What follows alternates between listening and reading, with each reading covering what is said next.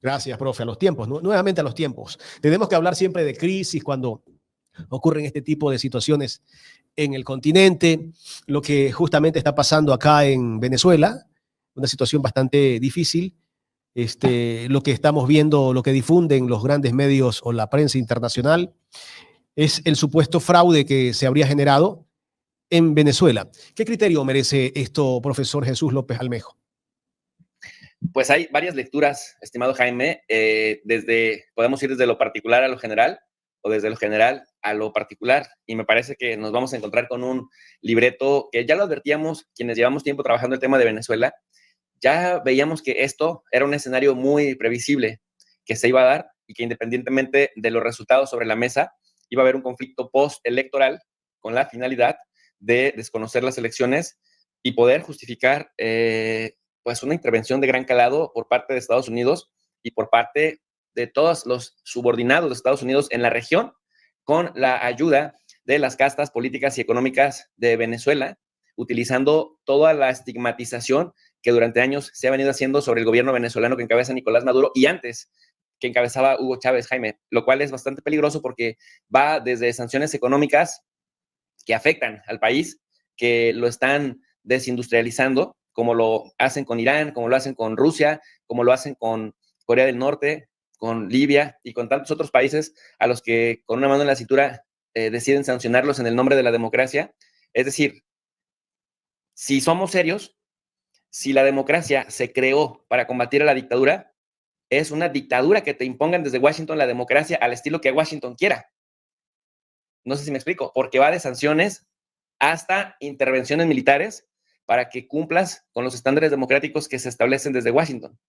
No sé si nos vamos entendiendo. Entonces, por ese lado, es súper interesante cómo se aplica a rajatabla algo que surgió desde hace 100 años, que es la teoría la teoría de la guerra democrática. Es decir, que en el nombre de la democracia se pueden establecer guerras y ser sumamente injerencista en la vida política de los países, que mira, la Carta de Naciones Unidas habla de la autodeterminación de los pueblos.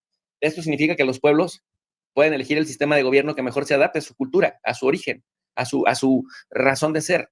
Sin embargo, en este contexto de hegemonía estadounidense, vemos cómo en cuanto se le acusa a un gobierno, ya sea desde Washington o ya sea desde el interior de ese país, a determinado gobierno, pongámosle el nombre que queramos, de que no cumple y de que no se ciña a los estándares democráticos de Washington, rápido le caen a palos, desde sanciones económicas, cuestiones de estigmatización en los diferentes medios corporativos, hasta intervención militar, Jaime. Así es. La situación va a ser complicada en estos próximos días. Yo creo que, aunque Venezuela demuestre que no hay fraude, igual seguirán diciéndole a Maduro que ha hecho fraude en estas elecciones. Porque todos dicen hay fraude, pero todavía no muestran las pruebas. O sea, yo escucho a Corina Machado, que parece ser la candidata, más no Edmundo González, porque casi que ella es que toma el micrófono cuando está Edmundo González. Ella coge el micrófono, cuando se cansa de hablar, le pasa el micrófono al que es el candidato de la oposición en Venezuela. Pero bueno, ellos van a seguir gritando fraude, así como lo han venido haciendo, no solamente en Venezuela, sino en el mundo. Acá en Ecuador la prensa tradicional divulga bulos acusando de fraude a lo que ha pasado en Venezuela. E incluso han difundido imágenes de otros países indicando que hay protestas, que hay quemas de vehículos, hay quemas de todo, diciendo que eso está pasando en Venezuela. Imagínate hasta dónde ha llegado la prensa. Mira, lo vemos en México. En México, Claudia Sheinbaum, por ejemplo, ganó, como lo pronosticamos varios, ganó por más de 20 millones de votos. En términos porcentuales, ganó con más de 30 puntos porcentuales.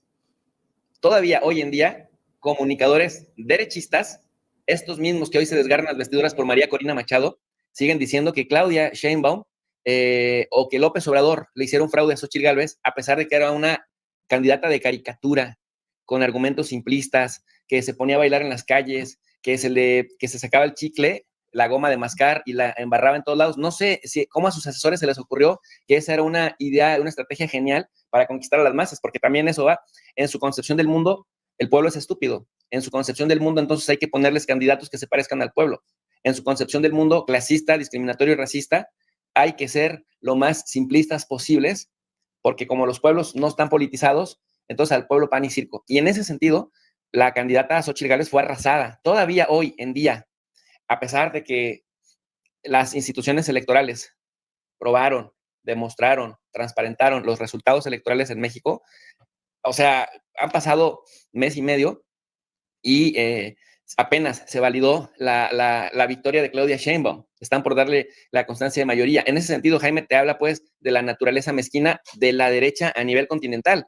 Y no quiero decirlo a nivel mundial, por lo menos a nivel continental, porque efectivamente vemos que se acostumbraron durante mucho tiempo a tener el poder y a vendernos pan y circo, y que el pueblo, pues calladito, a aceptar los resultados. Y mira, nada más para cerrar el tema de México y volver país por país en América Latina a ilustrar este ejemplo que te quiero compartir sobre el doble rasero que se están manejando.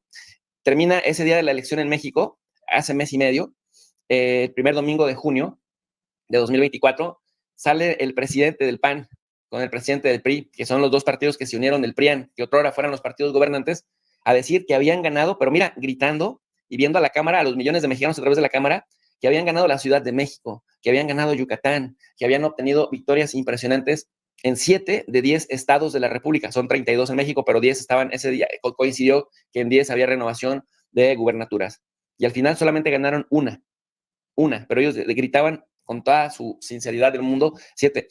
Todos esos son los que intentaron entrar ahora a Venezuela a apoyar el proceso democrático, ¿no?, de ese país, pero claro, decían ellos, somos veedores internacionales sin acreditación, sin invitación del órgano electoral de ese país, es decir, por sus polainas, por decirlo suave, querían entrar a Venezuela, pero además haciendo proselitismo por María Corina Machado.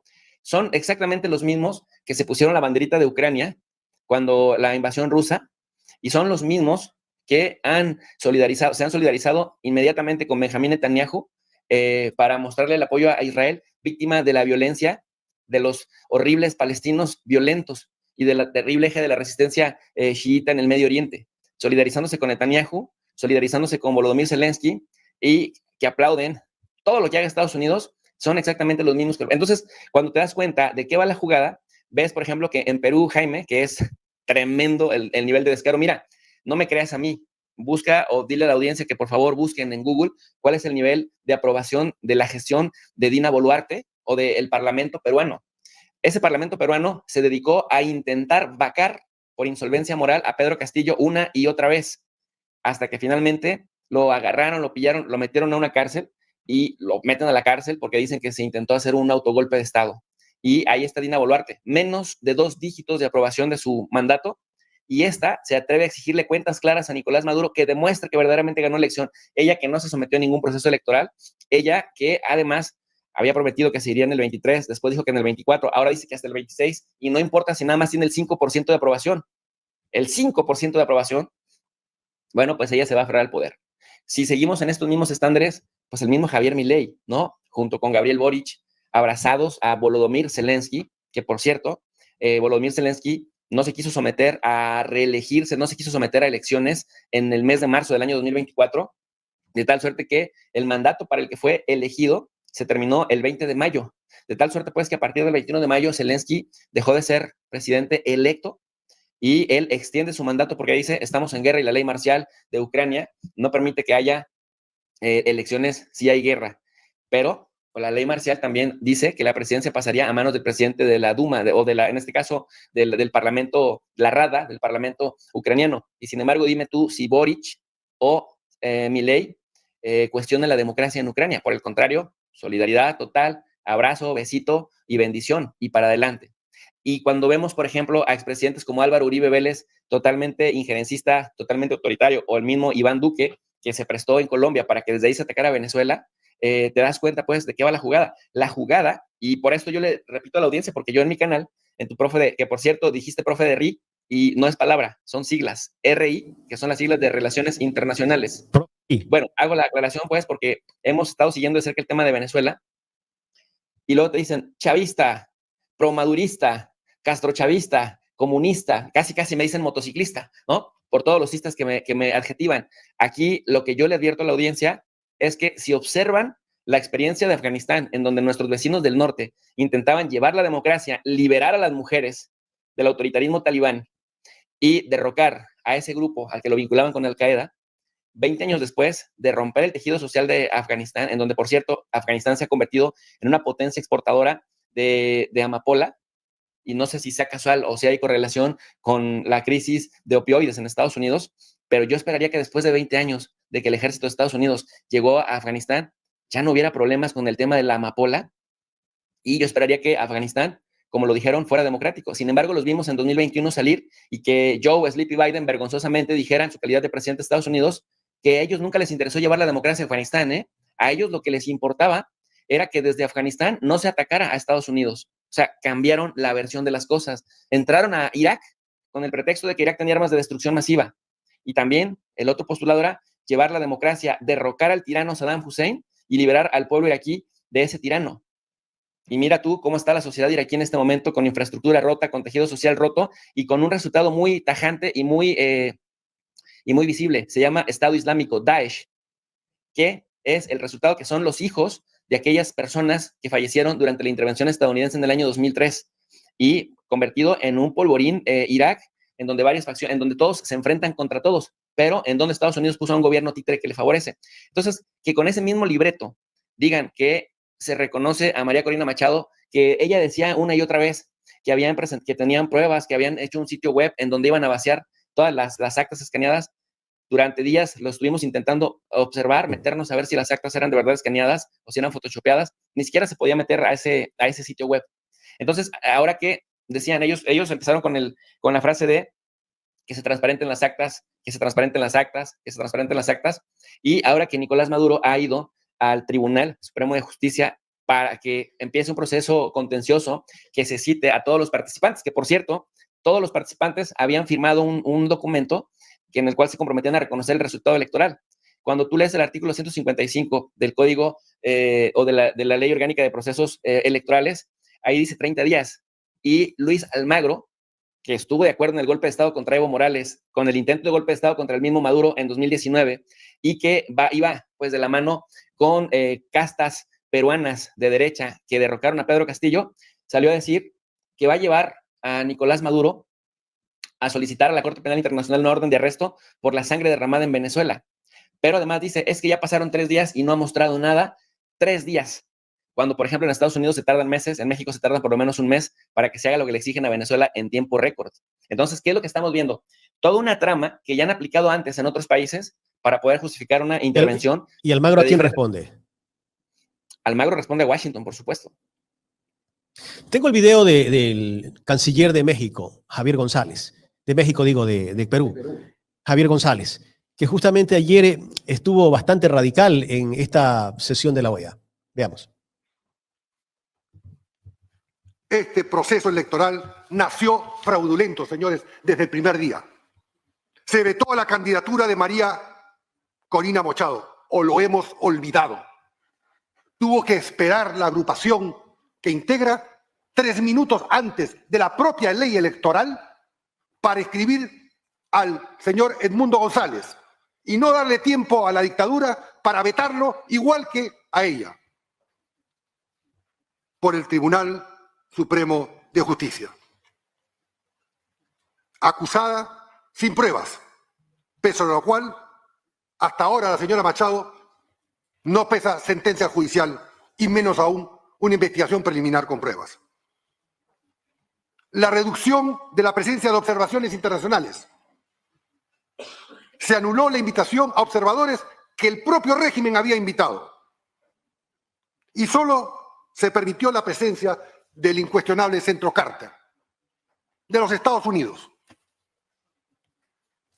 Y que en concreto dice, y me permito para que no se crea invento, subrayar leyendo, no ha alcanzado los estándares internacionales de integridad electoral en ninguna, subrayo, en ninguna de las etapas relevantes y ha infringido numerosos preceptos de la propia legislación nacional.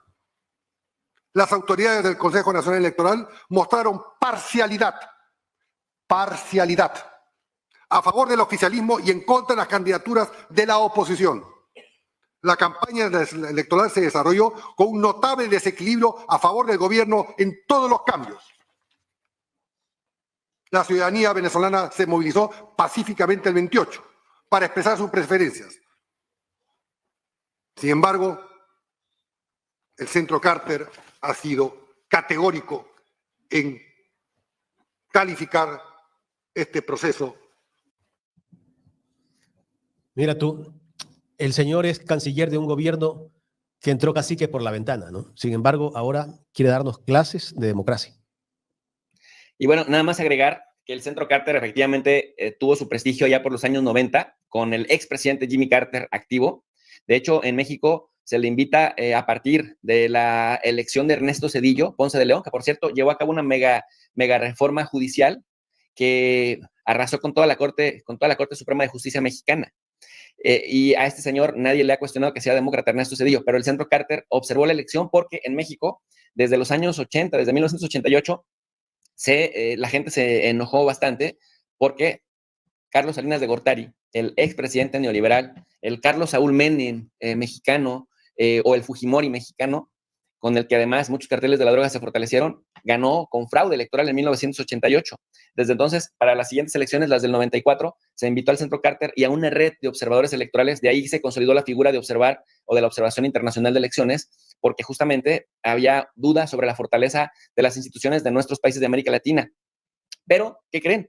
A pesar de que el Centro Carter es muy famoso por observar elecciones en cientos de países, por lo menos en más de 100 países, no observa los procesos electorales de Estados Unidos, de esas cosas que uno no entiende, porque además está ubicado, residen allá en Washington, y son las elecciones que no observan. Entonces, pues nada más pues para ponerlo ahí en perspectiva. Pero yo siempre digo esto, Jaime, si la gente leyera cuáles son las leyes, cuáles son los fundamentos, porque yo escucho que efectivamente este señor que forma parte de un gobierno o que está subordinado a una presidenta que no tiene más del 5 o 6%, que además es gravísimo, porque imagínate, solo tener el 6%, si a López Obrador le regateaban su legitimidad teniendo 71% de aprobación, pero a Dina Boluarte no le regatean que solamente tenga el 5% de aprobación, pero además que tenga el descaro de sumarse junto a personajes como Javier Milei o como el mismísimo impresentable Daniel Noboa, que hablen de que pues tiene que ser transparente lo que pasa en Venezuela, sin además tomar en cuenta las leyes electorales del mismo Venezuela. Yo invitaría a la gente a que vayan a checar. Mira, es más, si les da flojera identificar en el documento los artículos correspondientes, yo lo mencionaba hace un momento, invitaría a la gente a que fuera al Código de Procesos Electorales de Venezuela, que leyeran el artículo 155 mismo, que dice: el Consejo Nacional Electoral ordenará la publicación de los resultados de los procesos electorales en la Gaceta Electoral de la República Bolivariana dentro de los 30 días siguientes a la proclamación de los candidatos electos y las candidatas electas.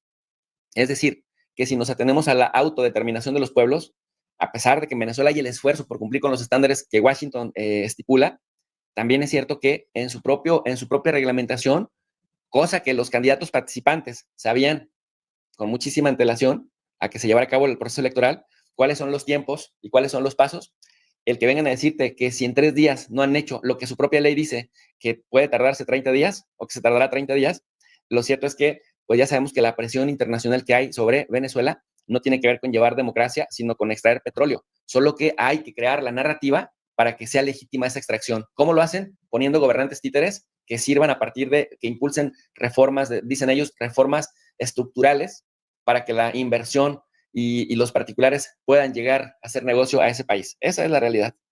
Jesús, una consulta en particular, porque ante la situación que vive Venezuela, la reacción internacional, no solamente de la oposición, de la derecha, para atacar las elecciones y el derecho de la democracia dentro de Venezuela, ha sido significativa, sino que llama la atención que hay presidentes que también han tenido alguno que otro comentario, como por ejemplo el caso del presidente de Brasil, presidente Lula, presidente de Chile, ¿verdad?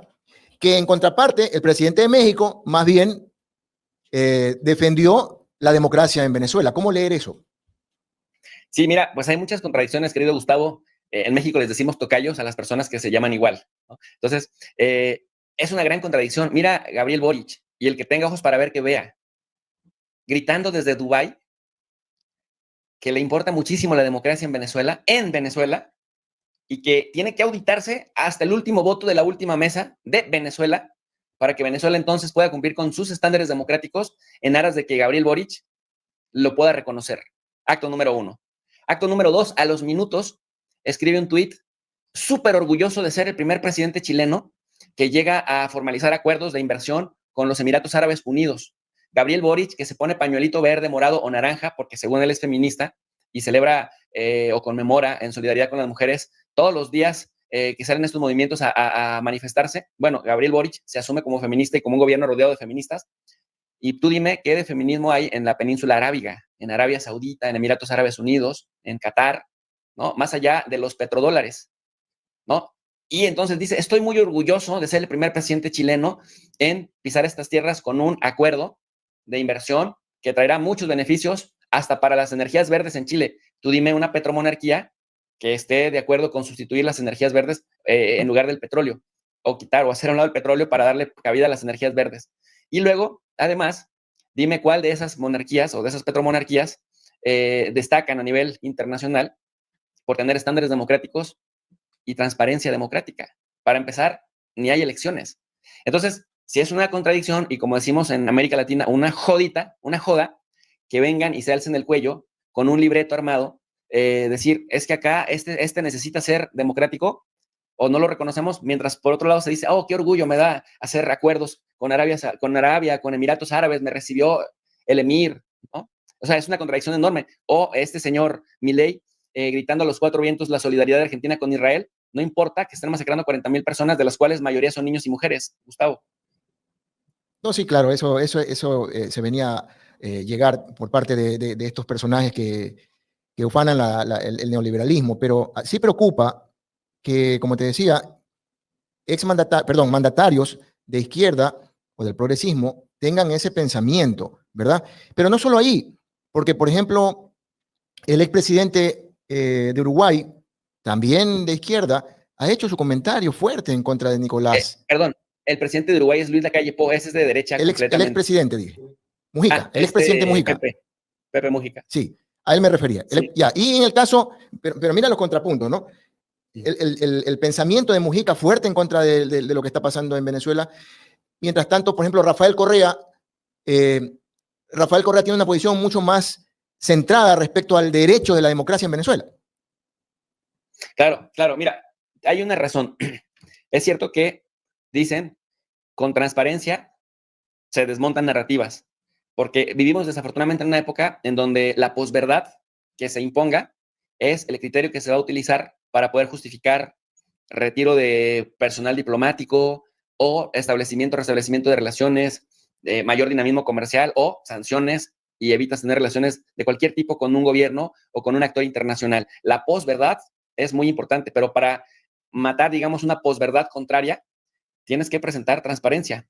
El problema es que en Venezuela han maximizado y han exigido que se presente en tiempos que ni la propia ley venezolana establece o estipula y que los mismos actores internos que hoy en día reclaman esa falta de transparencia no lo estén haciendo. A mí me parece una postura coherente que Petro diga o que mismo Mujica diga o que otros actores internacionales como el mismo Lula, lo mismo lo dijo el presidente López Obrador y la presidenta electa Claudia Sheinbaum de México, bueno, pues que se auditen, que se presenten cuando se tengan que presentar las actas, el resultado electoral mesa por mesa, para que haya transparencia y con eso se quite gran presión del gobierno venezolano.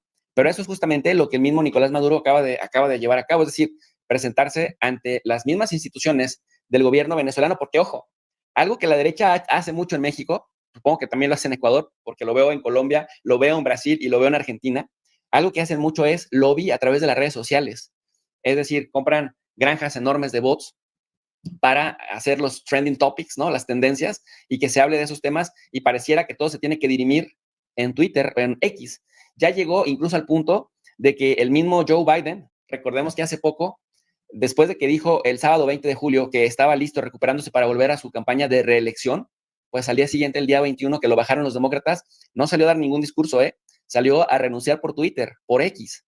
Y así muchas noticias, y bueno, decir que buena parte de su staff publicaron que se habían enterado de la noticia de Biden, no por voz de Biden, sino por mismo Twitter, por el documento que subió a Twitter el 21 de julio. Entonces, el mismo Elon Musk, que por cierto ahora se burlan de Nicolás Maduro porque no puede pronunciar Musk, dice Musk o Mot, pero que si tú pones a Elon Musk a pronunciar Maduro, tampoco lo pronuncia bien, pero los elitistas de nuestros países que se sienten bilingües cuestionan al hispano que no puede pronunciar bien palabras en inglés, pero no cuestionen al gringo que no sabe pronunciar palabras en español. No, nomás para que nos demos una idea de que también la forma es fondo.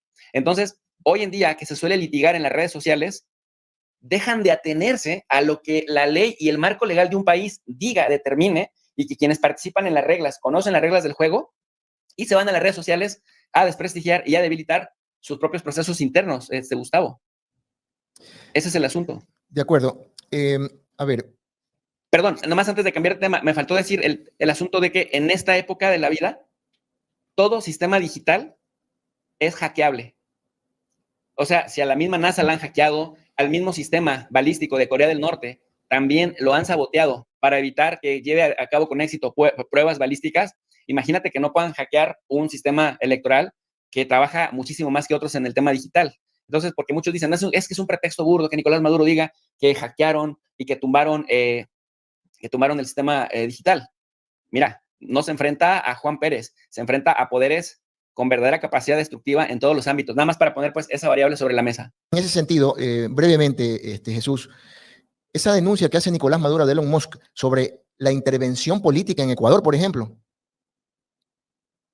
Mira, lo que está haciendo Elon Musk, por ejemplo, es poner un montón de fake news, videos de otros años, del 2017, del 2019, sacados de contexto y haciéndolos pasar por verídicos como si estuvieran sucediendo en tiempo real.